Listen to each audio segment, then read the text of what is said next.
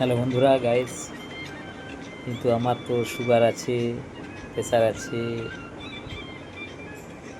হার্টের দোষ আছে, সব আছে। তবু আমি নিজের মনে আনন্দের জন্য ড্যান্স করি।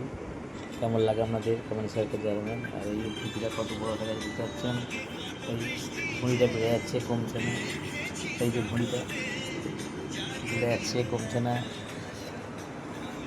হ্যালো বন্ধুরা, দেখেছেন আমাকে, আমার ঘরটা দেখুন। এই যে সব আমার ক্যামেরাম্যান,